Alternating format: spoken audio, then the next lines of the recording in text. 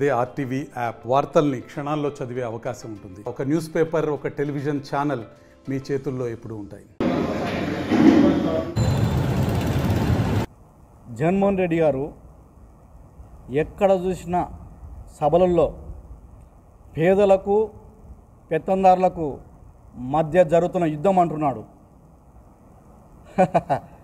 మీరే పెత్తందారులు, మాకు రావాల్సిన నిధులు మాకు ఇవ్వకుండా మీరు పెత్తందారులయ్యి మామూలు ఇంకొక 40 సంవత్సరాలు ఎన్నికి తీసుకుపోయినారు జగన్మోహన్ రెడ్డి గారు. కాబట్టి మీరు పెత్తందారులు, అవును, ఇంకా పేదరికాన్ని చేస్తున్నారు. ఎస్సీ కార్పొరేషన్ నిధులు ఇవ్వలేదు. కాబట్టి ఏదైతే పేదలు పెత్తందారులు అంటున్నావో ఇది మసి ఊసి మామిడికాయలా ఉంది. కాబట్టి మేము తీవ్రంగా ఖండిస్తున్నాము.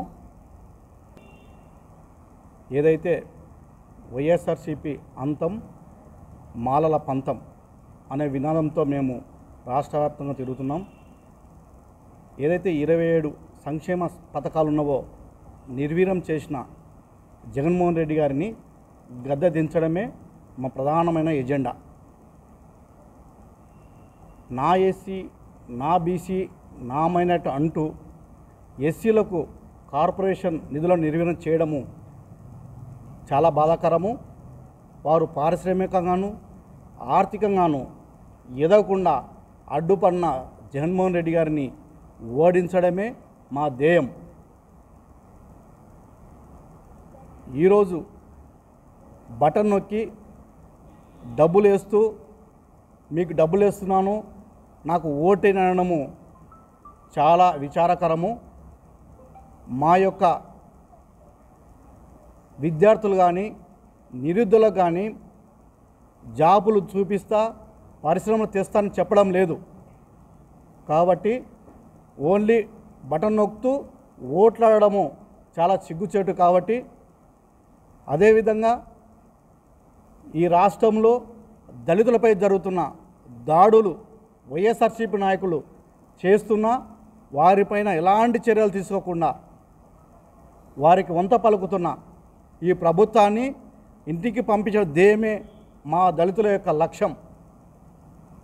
రేపు జరగబోయే ఎలక్షన్లో డాక్టర్ బిఆర్ అంబేద్కర్ ఇచ్చిన ఓటు హక్కుతో మేమందరము మీకు బుద్ధి చెప్తామని తెలియపరుస్తూ, అలాగే కులవృత్తులైనటువంటి మాలలకు ఎట్టిమాల, బ్యాగరి, సల్వాది, శ్మశాన కార్మికుల్లో పనిచేసే ప్రతి ఒక్కరికి పింఛన్లు ఇస్తారని చెప్పారు.